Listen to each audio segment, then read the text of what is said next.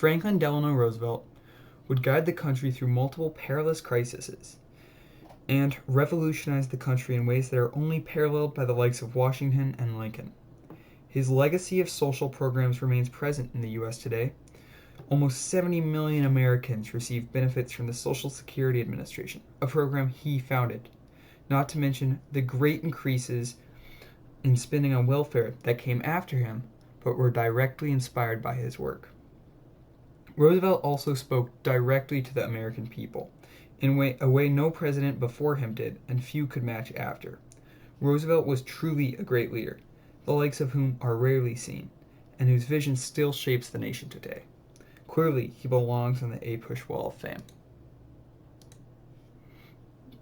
Born January 1882 and part of two prestigious New York families, Roosevelt grew up surrounded by wealth. As a child, he learned to play tennis, golf, and polo. He then later moved on to a private boarding school and then went to Harvard. He moved on to grad school, however, dropped out after he passed the New York bar exam and got a job at a law firm. His interest into politics came later, winning a seat in the New York State Assembly, where he quickly became a leader of a group of politicians who opposed the dominant Tammany Hall political machine. After backing Democrat Woodrow Wilson in 1912, he was appointed to the Assistant Secretary of the Navy and served in that position until 1919, when at this point he got polio, a disease that left him paralyzed below the waist. Following this, he attempted multiple political ventures, including attempting to be nominated as vice president, which is what he did through most of the 1920s. To fully understand the decades that made Roosevelt great under his leadership, it is crucial to understand the years leading up to his presidential election in 1932. In 1928, America was at the height of an economic boom. $1,000 in stocks would on average double within a year. It's around this time that FDR took the position of New York governor. In 1929, however, after a few weeks of shaky markets, in October, the bottom fell out. This date will live in infamy known as Black Tuesday. Millions lost their livelihoods. Unfortunately, this was just the beginning. As people started panicking and banks failed, Hoover's policies did little to help the worsening situation, and his reaction to the bonus march left many disapproving of him. Roosevelt saw this as an opportunity. Finding he could only do so much to help solve the crisis as a New York State governor, he turned his focus to the presidency. He won all but 6 states, and he wasted no time on his attack on the economic crisis, declaring it the goal in his famous inauguration speech. So first of all, let me assert my firm belief that the only thing we have to fear is fear itself.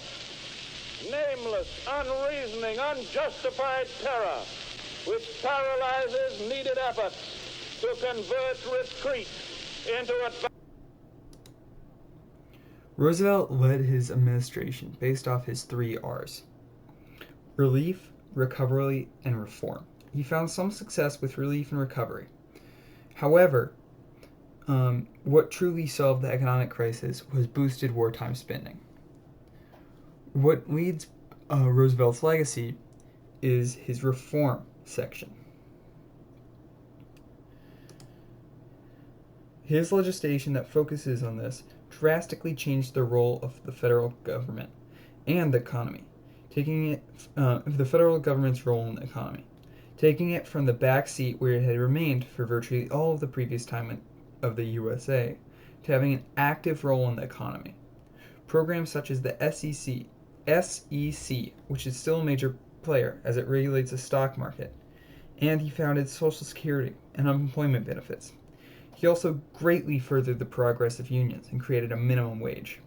During Roosevelt's presidency, he guided the U.S. through World War II, and although he did it not without hitches, such as his indefensible treatment of Japanese Americans. He guided the U.S. through a troubling time, and it emerged a global superpower.